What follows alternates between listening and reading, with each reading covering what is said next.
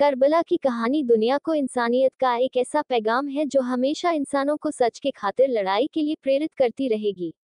मुहर्रम का महीना चल रहा है। ये इस्लामिक कैलेंडर का पहला महीना है। आमतौर पर लोग नए साल की खुशियां मनाते हैं, लेकिन ये महीना इतिहास के एक ऐसे सच्चे किस्से को अपने अंदर समेटे हुए है, जिसको याद करके आज भी लोग अपनी आंखों के आंसुओं को रोक नहीं पाते हैं। आज से तकरीबन 1400 साल पहले इस्लामिक दुनिया में ऐसा क्या हुआ था, जिसकी वजह से दुनिया के करोड़ों लोग आज भी गमज़दा नजर आते हैं। ये महीना इस्लाम के इतिहास का वो महीना है जिसने इस मजहब को शुरू होते ही खत्म होने से बचा लिया, जिसने इस्लाम के इंसानियत वाले एंगल को दुनिया के सामने लाकर रख दिया। आज हम आपको इस्लाम की किताब के उस पन्ने से रूबरू कराने वाले हैं जिसको करबला के नाम से याद किया जाता है।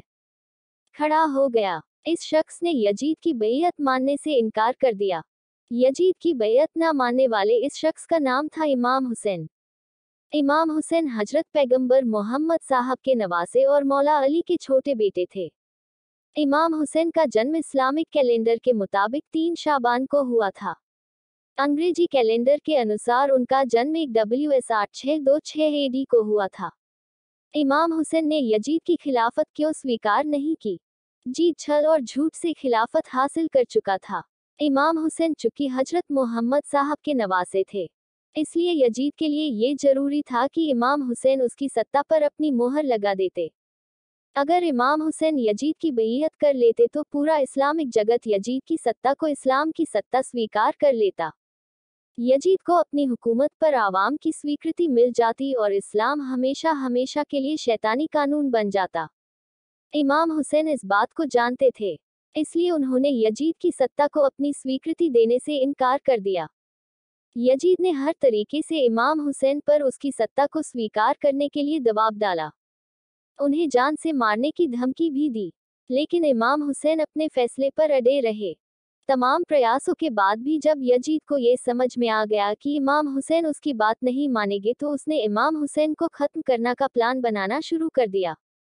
जब इमाम हुसैन को ये पता चला कि यजीद उन्हें खत्म करना चाहता है तो उन्होंने 5 WS 4680 AD को मदीना छोड़कर मक्का की तरफ जाने का फैसला कर लिए। इमाम यजीद को जब इमाम हुसैन के काबे की तरफ जाने की बात पता चली तो उसने काबे की तरफ अपनी फौज भेज दी। वो इमाम हुसैन को काबे के अंदर ही खत्म करना चाह रहा था। जब इमाम को इस बात का पता चला तो वो इराक के एक शहर करबला की तरफ चल दिए। वो ये चाहते थे कि काबे के आसपास खून खराबा ना हो। यहाँ से करबला की कहानी की शुरुआत होती है। इमाम हुसैन 2 मुहर्रम 61 हिजरी को करबला पहुंच गए। अंग्रेजी कैलेंडर के अनुसार ये अक्टूबर का महीना सन 680 AD थी। इमाम हुसैन यहाँ अपने पूरे परिवार के साथ आए थे। उनके साथ उनके 72 साथ महिलाएं और बच्चे भी थे। इमाम हुसैन के करबला जाने की एक वजह ये भी थी कि इराक और कूफे के लोग उन्हें खत लिखकर बुला रहे थे, ताकि इमाम हुसैन उन्हें यजीद के जुल्मों सितम से बचा सके। फिलहाल इमाम हुसैन करबला पहुंचे। उन्होंने करबला पहुंचकर कुछ जमीन खरीदी और वहां अपने खेमे लगा लिए। इमाम हुसैन को लगता था कि करबला में उन्हें लोगों का समर्थन मिलेगा, लेकिन ऐसा नहीं हुआ। कूफे और इराक के वो लोग जो उन्हें खत लिखते थे, यजीद के डर से उनसे मिलने नहीं आए। यहाँ से करबला की जंग की शुरुआत हुई। यहाँ करबला की जंग कहना सही नहीं रहेगा। जंग तब होती है जब दोनों तरफ से जंग की ख्वाहिश हो। इमाम हुसैन अपने सिर्फ 72 साथियों के साथ करबला आए थे। वो सिर्फ अपने परिवार को बचाना चाहते थे। उनका मकसद जंग करना नहीं था। लेकिन यजीद ने अपनी 1 लाख से ज्यादा की सेना को करबला की तरफ रवाना कर दिया। यजीद का मकसद साफ था, वो इमाम हुसैन को जिंदगी का डर दिखाकर उनसे बैयत लेना चाहता था। पुराने जमाने में जो जंगें हुआ करती थी, उनके कुछ नियम कानून हुआ करते थे।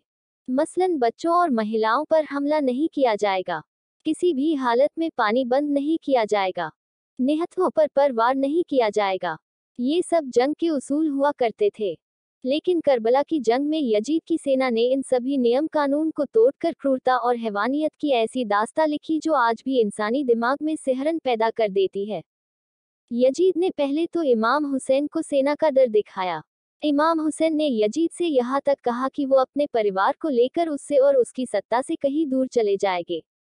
लेकिन यजीद नहीं माना। उसे तो हर हाल में इमाम हुसैन से अपनी बैयत लेनी थी। अपनी बात न बनते हुए देखकर यजीद ने इमाम हुसैन और उनके साथियों पर 6 मुहर्रम को पानी बंद कर दिया। इमाम हुसैन के कुनबे के छोटे छोटे बच्चे प्यास से तड़पने लगे, लेकिन यजीद को उन पर कोई तरस नहीं आया। इमाम हुसैन ने यजीद की सेना से अपने बच्चों को पानी देने के लिए मिन्नतें तक की, लेकिन यजीदी सेना तो जैसे दिल पर पत्थर रखकर जंग के मैदान में उतरी थी। इमाम हुसैन के खेमों के बच्चों तक को पानी नहीं मिला। यजीद की सेना करबला में कैसी हैवानियत पर उतर आई थी, इसका अंदाजा इस बात से लगाया जा सकता है कि जब इमाम हुसैन का 6 माह का छोटा सा बच्चा अली असगर प्यास की शिद्दत की वजह से अपने छोटे से झूले में तड़पने लगा, तब इमाम हुसैन अपने 6 माह के बेटे अली असगर को यजीद की सेना के सामने ले गए। उन्होंने यजीद की सेना से कहा कि तुम्हारी लड़ाई मुझसे है। इस 6 महीने के बच्चे ने तुम्हारा क्या बिगाड़ा है? ये बच्चा प्यास से तड़प रहा है, कम से कम इस बच्चों को तो पानी पिला दो। इमाम हुसैन की ये बात सुनकर यजीद की सेना में खलबली मच गई।